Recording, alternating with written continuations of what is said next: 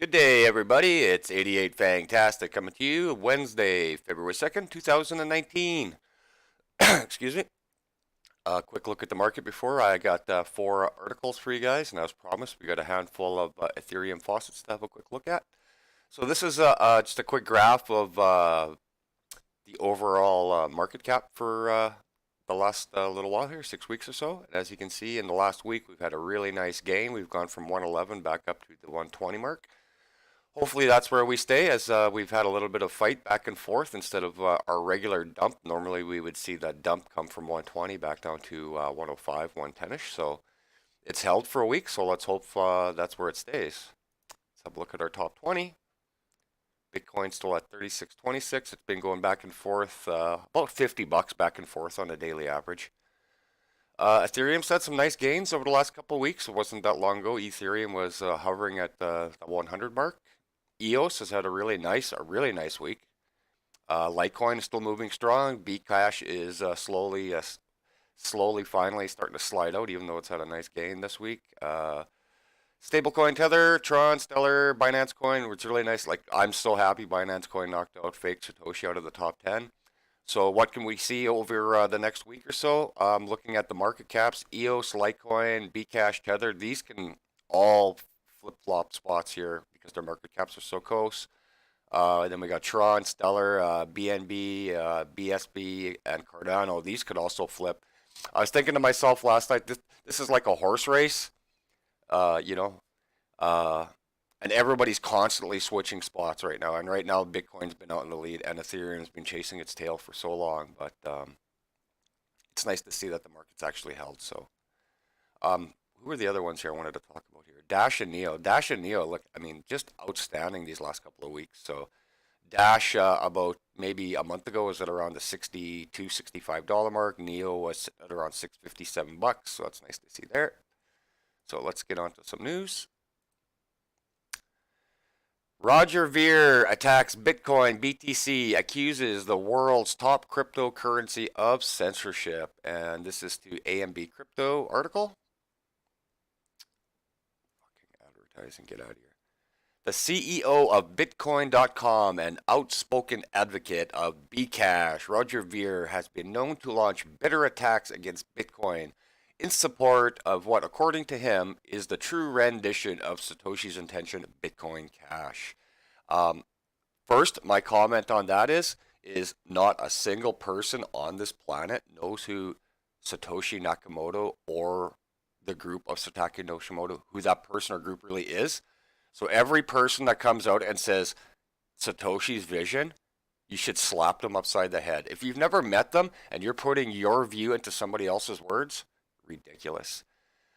In a recent tweet, Ver, fondly known by some as Bitcoin Jesus, stated that Bitcoin is for those people who enjoy censorship and like to see dissenting voices silenced.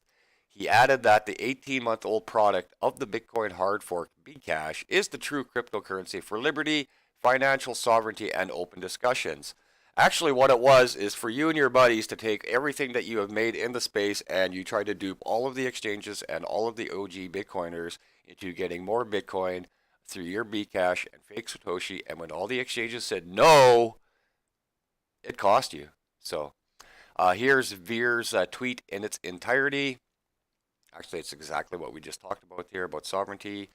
Last week, Bitcoin Jesus. Oh, I hate giving him. You know what? The guy did a lot for the space. He really did. And then what it really happened was greed and theft, basically. So Bitcoin Cash has been languishing in the 6th spot on the global coin ladder, being pushed down by the collective rise of EOS and Litecoin. The aforementioned two coins saw massive double-digit prices increase at the end of the previous week and have since amassed a market cap lead of about 400 million over top of Bcash. More Twitters attacking on Ver. It's sad because he could have been one of the strongest voices for Bitcoin. Instead, he chose this diverse, ego-driven path where he attempts to insist he made the real Bitcoin. Roger doesn't see the problem. He's force-feeding his name. Another one. I generally appreciate hearing your alternate or different than my own opinion perspectives on the crypto space, but I think this is one of the emotionally driven for Roger. I don't even know why I put this one up. I hate this guy so much. But anyways, his project is getting its ass kicked so bad now, and they're losing money on a daily basis. And if the guy would have just stuck to what he was doing originally and backing Bitcoin, he'd be in a much better situation right now. So, okay, we got some more good news for you guys. Global Bitcoin acceptance up more than 702% since 2013. According to cryptocurrency acceptance monitoring resource CoinMap, the number of venues across the globe accepting Bitcoin is up over 702% since December of 2013. You're going to have to come on here and look at the map, because what the map does is show a map from 5 years ago to a map that is present day, and where you can see the amounts of Bitcoin being sold is just, it's outrageous how it's actually developed over the last 5-6 years so far. The areas displaying the hottest heat map of acceptance today are those that were already embracing Bitcoin at the end of 2013. These include much of Central Europe, the UK, South Korea, Japan, Taiwan, and the US. Interestingly, the heat map shows Africa in 2013 as being largely not accepting of Bitcoin. However, when you fast forward over 5 years, you see a totally different picture.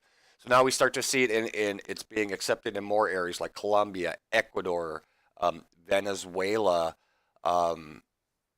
a lot of the areas that haven't been touched yet, larger areas of China. But I mean, it's hard to say that China, because don't forget, China may have all these people, but the vast majority of their people are still out in the fields. They don't have cars, they don't have internets, they don't have a bank. So when we put China into that category, it's really not, it's kind of misleading. So global acceptance is where we need to go.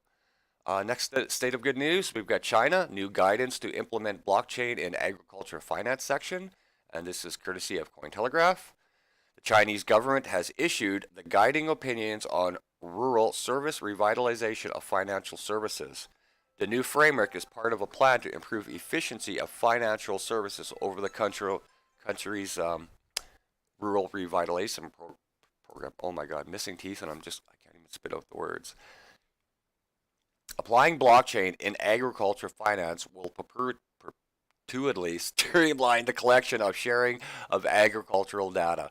Blockchain-based customer screening is expected to improve the credit evaluation model of agricultural business, increasing the number of loans while decreasing the risk factors. Overall, China is a world leader in applying blockchain technology to various industries. In 2017, China filed more patents for blockchain applications with the World Intellectual Property Organization than any other country. Well over half of the 406 patents filed were from China, with 225. The United States had 91, and Australia had 13. We've also seen agriculture happening in India right now with blockchain, and as well as in Africa with blockchain. So this should really help some people out. So now we're going to end the video with our Village Idiot of the Week, and this one also comes from Cointelegraph. The headline goes, Mt. Gox trustee may have crashed Bitcoin in 2018 by dumping it all on the exchange, but there is still hope. I'm really getting tired of seeing this thing, and Karpelis, the guy that basically screwed the entire market over in one shot. And if you're not familiar with what happened through this, you guys should really go. There's multiple documentaries on this. And what a lot of people don't know is when this guy bought Mt. Gox from the original owner, he signed a confidential agreement allowing what was called the Willy bot to steal Bitcoin and pay it to the previous owner without the knowledge of anybody knowing about it until just recently. So this guy was stealing it the whole time and giving it to the previous owner. And it's just so sick. I'm getting tired. This guy, Karpelis, has played everybody for a fool. This is, for me, it's identical to the Quadriga CX scam. And it's just like people need to be made accountable for this. So in the report of Gox, if the report of Gox is accurate, the trustee went out of his way to disregard the suggestion of Kraken CEO Jesse Powell, who explicitly told the trustee to refrain from selling the company's BTC holdings. If needed, Powell previously said that the trustee has to liquidate the remaining Bitcoin funds on an over-the-counter trading platform to minimize the impact of the price. It is possible that the trustee and the rest of the individuals dealing with the Mt. Gox case were rattled by circumstances, prematurely liquidating a significant portion of the organized assets to move forward with the bankruptcy. It seems fair to conclude that the reason for sending frequent wires was to prevent counterparty risk. A hack at BitPoint could expose the Mt. Gox estate to a loss, and the trustee didn't want to get goxed. Like, that's the thing now. You're going to get goxed. Excuse me. It follows that the trustee would have instructed BitPoint to wire JPY Japanese yen over as soon as he had it. This way, Mt. Gox estate assets wouldn't be exposed to any hacking incidents. Anyways, not happy with this at all. This name shouldn't have even brought back up. Like, when you tell people Mt. Gox, this is the thing that scares so many people when you hear about all of the scams and the exchange hacks, and then people bring it back up again. Like, at the end of the article states as, how does Mt. Gox move on from here? On January 22nd, Brock Pierce, he's one of the OGs, trusted source in the space, a cryptocurrency investor and the co-founder of Blockchain Capital, who played a vital role in the development of EOS, revealed an ambitious plan to revive Mt. Gox to repay all of the creditors on the exchange. While the exchange is said to have around 1.2 billion worth of Bitcoin, with the supposed sale of more than 300 million worth of Bitcoin in 2018, it remains unclear precisely how much BTC the exchange currently possesses. Instead, Brock Pierce, who claims to acquire Mt. Gox for 2 BTC from Mark Capellas and Jim McCaleb in 2014, decided to reopen the exchange and pay creditors using the equity of the company. And it just keeps going on and on. Like, I don't understand why you would try to reopen something that hurt this many people under the premise that you're going to try and pay these people back 5 years later, basically. Just absolutely so stupid. So my village idiot of the week actually goes to everybody involved in the attempt of reopening Mt. Gox and reopening old wounds and bringing back old FUD. So that's all we got for that. And then, like I said, as promised, we were going to go on to some Ethereum faucets for you guys, as we've already done some Litecoin and some other ones for you. So we're just going to do a quick refresh on the page. I've only got 4 up here for you guys here. I want to get going on them myself. So again, make sure you got your wallet and your receiving addresses all linked up to Faucet Hub itself. And then all you're going to do is punch in your Ethereum address. We're going to log in. We'll just do these ones real quick for you guys. Won't be here too long. Prove you're not a robot.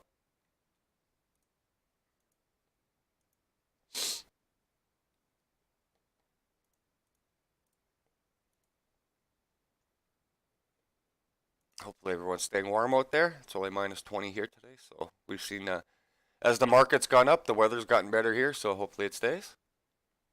So again, you got to go through all of the advertisements. There's usually anywhere from one to 3 per page. Just pop out of them, and that's how you get rewarded for your sats.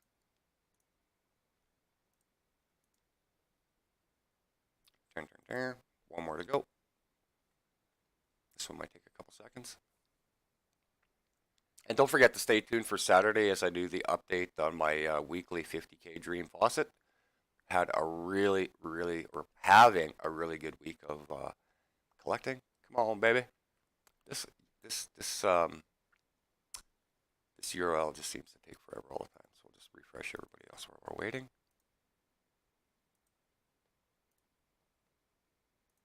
Come back to it. This one's really cool. What do we got there? Small fries.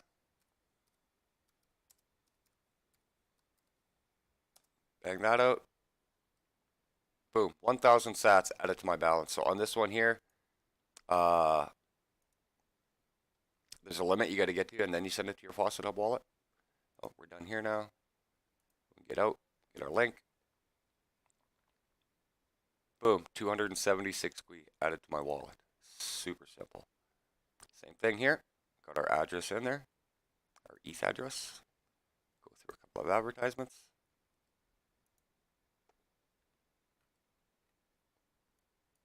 Oopsie.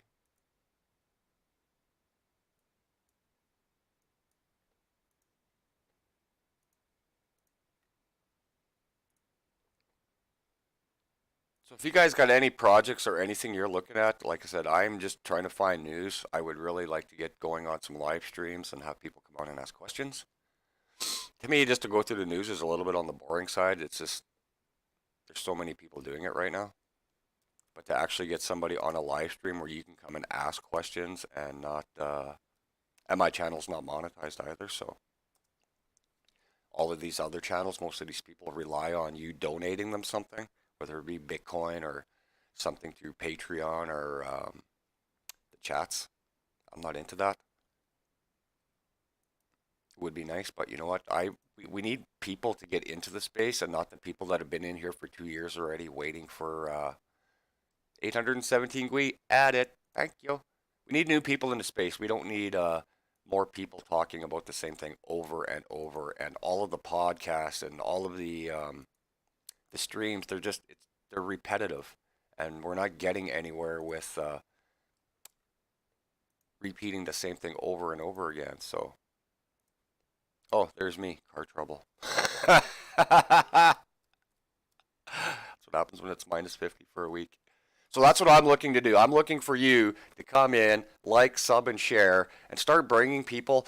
We all know somebody that has an interest in the crypto market, but they just don't know either how to get in, what's going on, or they're like me, didn't trust it, thought it was a scam. Like I've said earlier, I studied the market from October of 2017 until April of 2018 before I even decided to do anything.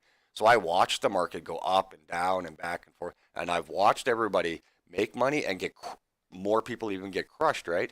And the biggest thing that it came down to is information and knowledge, the basics. What am I doing? How do I do it? And that's the thing that scares a lot of people. Like I said, I live in a capital city where I guarantee you there's not more than maybe a couple of hundred people out of 250,000 that even know what's going on anymore. So that's what I'm here for, and hopefully we can keep building this channel up. And that's all I got for you guys today. So hopefully you enjoyed some good news. Our village idiot of the week, some free gwei through our Ethereum faucets, and that's about all. And I'll see you guys Saturday with our dream faucet of 50K and our new updated totals. So this is 88 Fantastic, showing you how to take a bite out of the cryptocurrency market. Take care, y'all.